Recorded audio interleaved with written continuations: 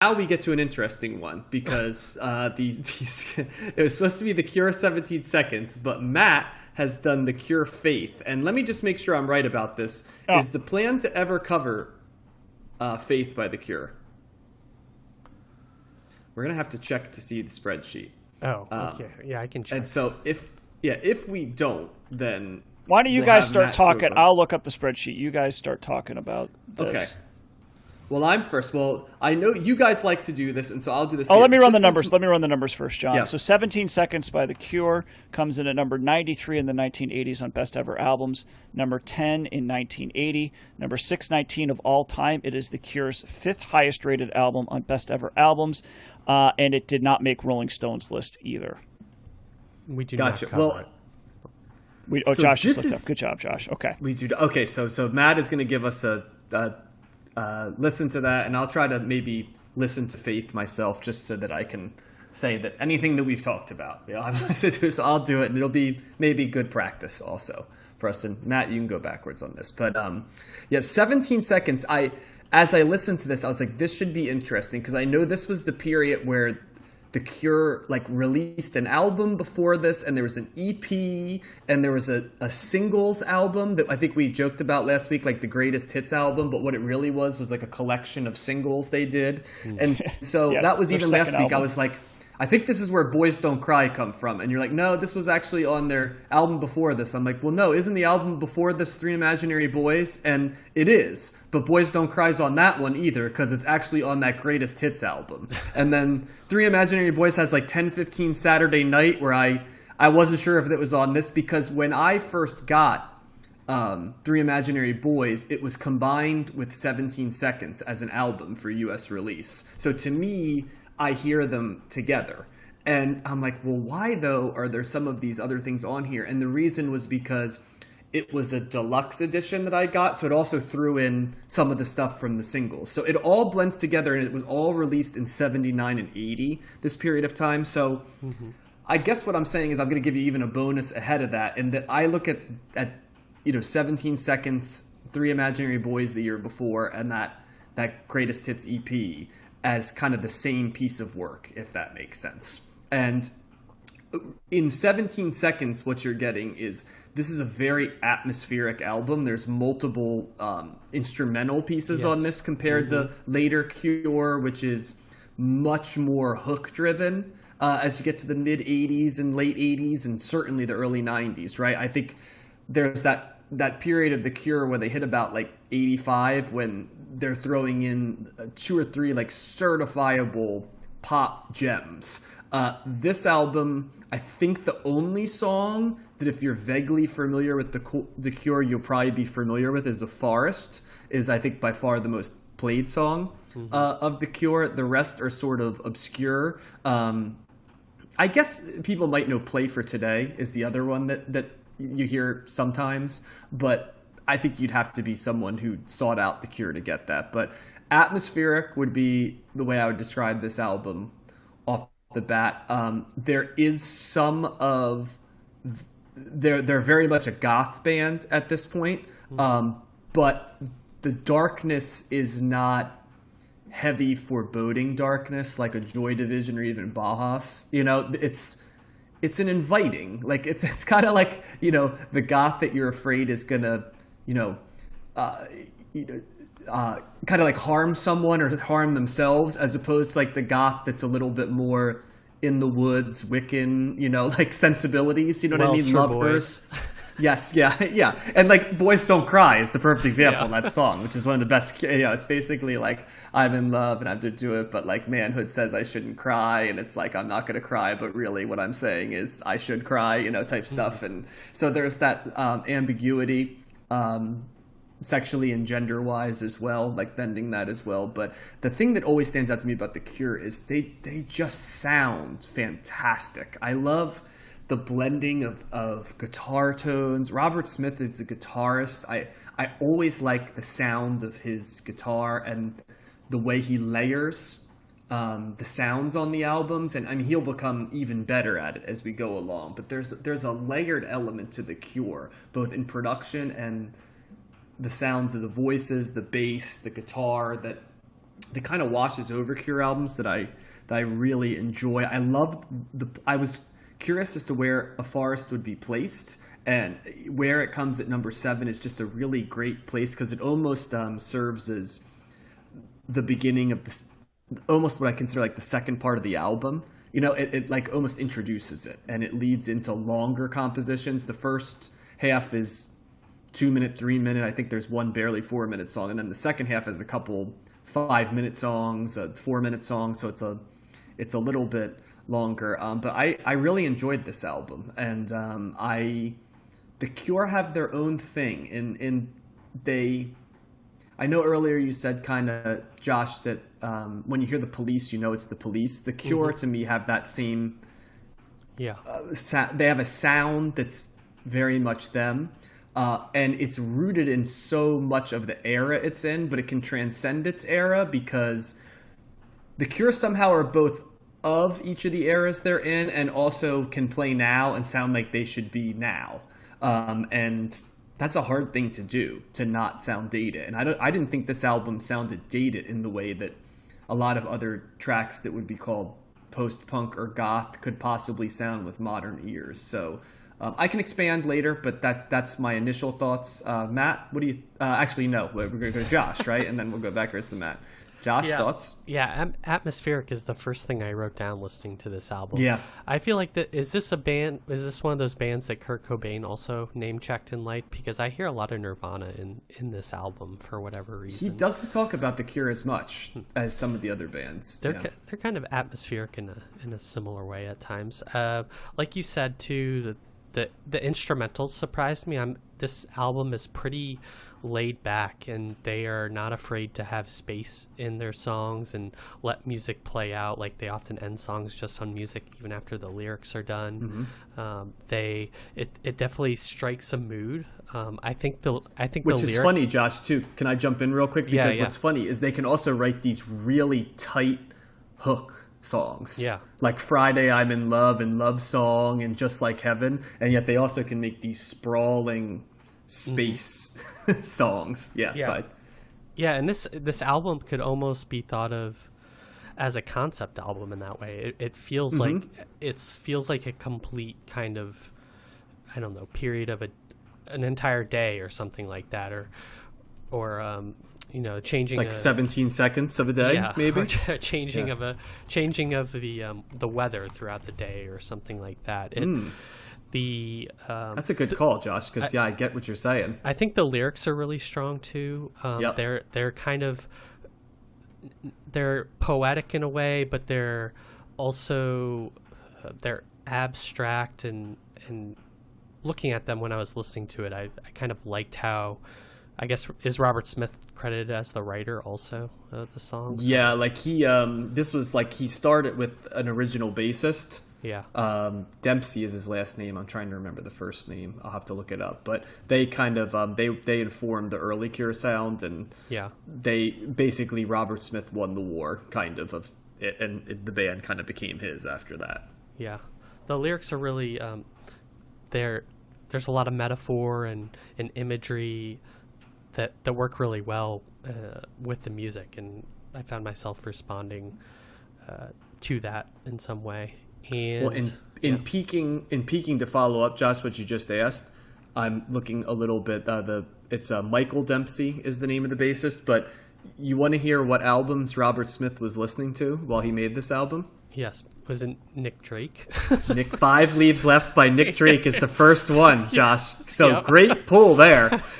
Low by David Bowie, Astral Weeks by Van Morrison, and a Jimi Hendrix album we did not cover, Isle of Wight. So yeah, the fact that you were able to get to Nick Drake first is pretty damn impressive, Josh. And that definitely, there's a similarity there for sure. So yeah, interesting that. Yeah, and I can see the Astral Weeks too. I can too. There's some, but in a way I like a lot better than how I like. Yeah. Yeah. So, yeah, I like this album. In a way, it's kind of different than some of the stuff we've listened to recently. It's not like Bauhaus.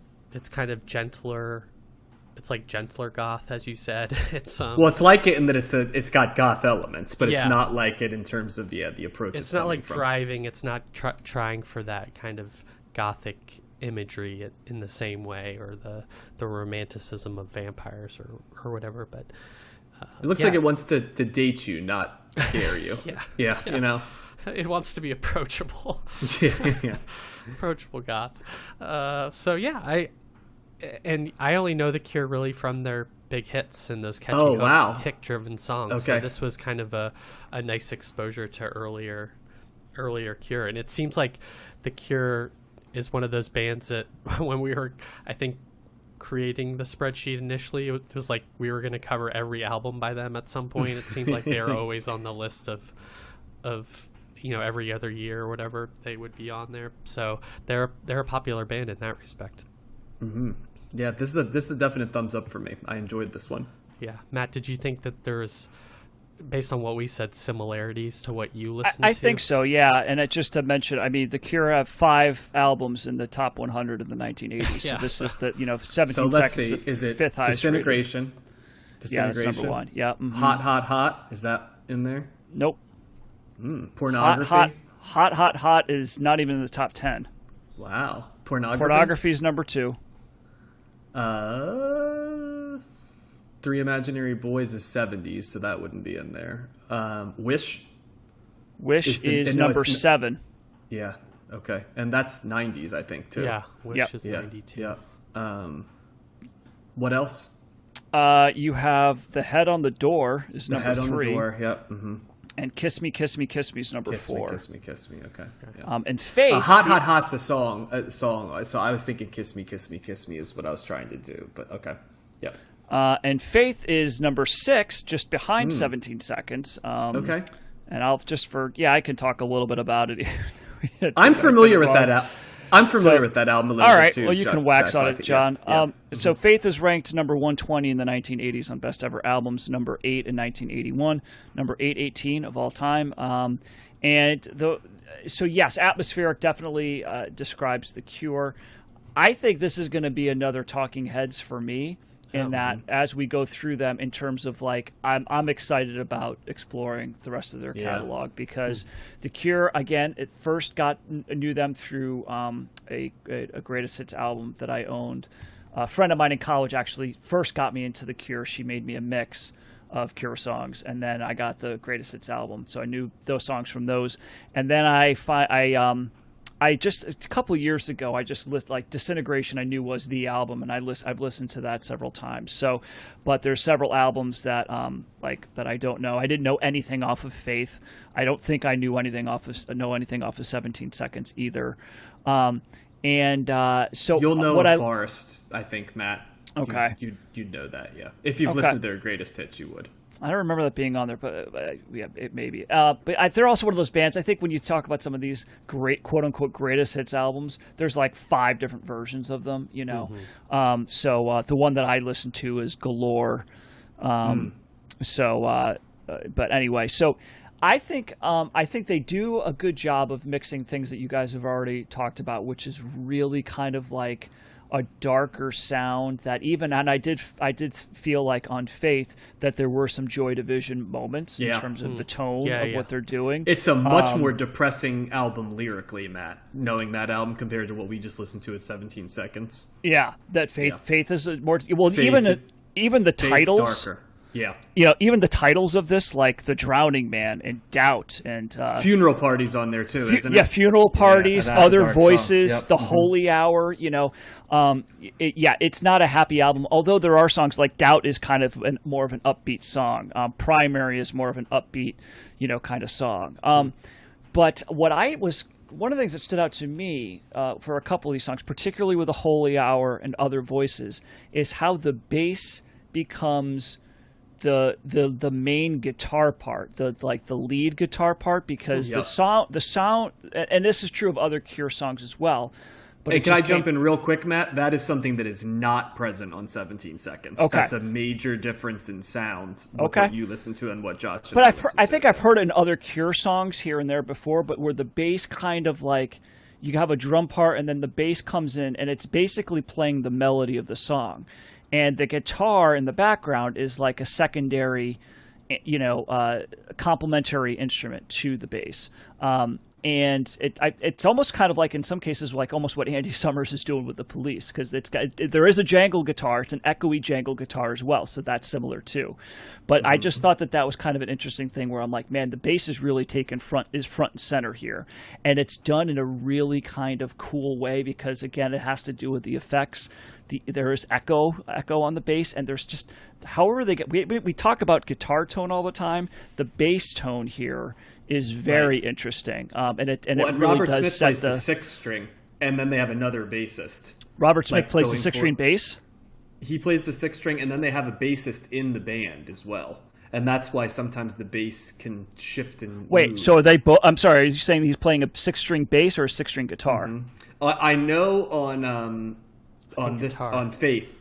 No, he plays guitar, but he also at times plays sixth string bass and bass guitar. And I probably should listen. If I remember, though, there are tracks in which Robert Smith is playing the bass, and then the bassist in The Cure changes at different times. So I'm not sure which one. It says on. I just looked up Wikipedia. It does say he plays vocals, guitars, keyboard, six string bass, and production. And there's another bass guitar player, Simon Gallup. Yeah, not all the time, but that's why sometimes there's the layering. Yeah. But I think that's the main thing that stood out to me because the rest of this album it's good, right? I think it's probably another album. I'm not sure if I like the first half or the second half better, but it's good. It's quintessential Cure. I'm just like as I'm listening to it, I'm like, yeah, I don't know any of these songs, yet I know all of these songs at the same time because it's got that. I like Robert Smith's voice. He's very distinct. And their sound is very distinct, even though they're kind of drawing from things that we've already heard before, but it's good. It's and the stuff that's upbeat, it's kind of got a little bit of like a Joy Division kind of thing. It's a little bouncy, it's a little danceable kind of a thing. So they really walk this interesting line, and I do like that. I like the melancholy nature of it, but also with the more upbeat. They do a lot of effects too, like the flanging. It's kind of like that, where it's kind of going in and out. It's like a wave almost. So there's those types of effects going as well. That flanging sound, to give you an idea. Yeah, and I'm reading right now that Faith was the first album by The Cure to feature the six-string bass guitar as played by Robert Smith. Okay. So, yeah, and that probably just gives it more bass, right? It gives it more of a feel because you're covering more notes and you can do more things in a deeper register. Well, and Josh, did you notice, to me, as Matt said, when I think of The Cure from a certain point on, probably Faith on, the bass is big and the guitar, weaves in and out with it. Kind of like the Police, like you said, Matt. It's actually a very good comparison with what Sting's doing and what Andy Summers is doing, but they're not doing it the same way. But it's that interplay between the two sounds at times, and playing sort of the same parts at times. But I didn't notice the bass nearly as distinctly on 17 Seconds, Josh, as I think Faith. Yeah. Just listen to the opening. Listen to the opening track on Faith, the Holy Hour. It's all bass, and that's when that basically takes you through the song. So it's just an interesting thing that was the main takeaway. That was just like, wow. We usually talk about the guitar. Guitar is usually one that's leading the way, that's doing the solo, that's playing the melody. And for a lot of the songs on here, it's the bass. Not for all the songs. It's just, but when it does, it hits. It's like, man, it's a powerful sound too, because it's a very, it's striking. So I'm thumbs up on it. I liked it. I don't know if I loved it, but I'm very intrigued by this band, and I'm excited to listen to more. And it's my understanding. I know that when you talk about 80s kind of like indie rock or whatever, the Cure and the Smiths tend to be two of the biggest bands that have at least been influenced, that are these really well-regarded bands. And the narrative that I have heard is always that the Smiths were more of a singles band and the Cure were more of an album band. So I don't know if I'd agree on either of those. Yeah. Okay, but they're both good at that, but I don't think of them as definitively just that either way. I think I was listening to a podcast or read an article or something somewhere, and that was kind of this is kind of what people say about the Cure and the Smiths, and I don't know enough about either to know. I mean, I know there's singles for both of them, so I don't know their albums that well. So I'm interested in learning more about both. I think there's this like huge desire to draw narratives like that. I always blame like who I think's really bad at it is like The Ringer and like Bill Simmons. You know, he's the king of like, there's two things, right? And I have to have a narrative, right? So it's you say something like, well, the Smiths and the Cure are the two British bands that influenced it. So let's say one was the singles band and one was the album band, which kind of ignores the fact that the Cure have like 6 different greatest hits singles albums, and like I could just bang off Just Like Heaven, Friday I'm in Love, you know, like I keep going, you know, Love Song, all these like and maybe standalones, and the Smiths have like The Queen Is Dead, right, which is like I actually think it was. I want to say it was Stephen Hayden was the person that I might have heard that from. But I obviously, you know, yes, the Smiths have good albums and the Cure have good singles. But like maybe the argument that he was if it was like Sonic Youth and U2, then maybe it's like, well, one is clearly in the album domain while the other is designed around putting. Then maybe I could buy it. But I feel like they're both two singles. I don't know. Maybe he was just saying that the Cure have better albums, but they've also been around a lot. I mean, they're still around, you know, like they put out more albums than this. I'm guessing that they put out more albums than the Smiths. They did, you know, so maybe that's why they had more of an opportunity to like, you know, be the album band. But either way, I like them a lot. I'm excited to listen to more, and I'll go back and listen to the album that I should have listened to this week, and just for completion. But yeah, I'm thumbs up on Faith. I like the Cure. And I'll give an update listen to Faith as well, so I can make sure that that I have that in my. It'd probably be good reference too, because we're going to be getting into a fair amount of their stuff. So why not plug the whole? Sure. Well, they're both back to back in years and on best ever albums, the 5 and 6, 17 Seconds, just eking it out. So as being a quote unquote better album. Yeah, 17 Seconds thumbs up for me. I enjoyed it. Yeah, same.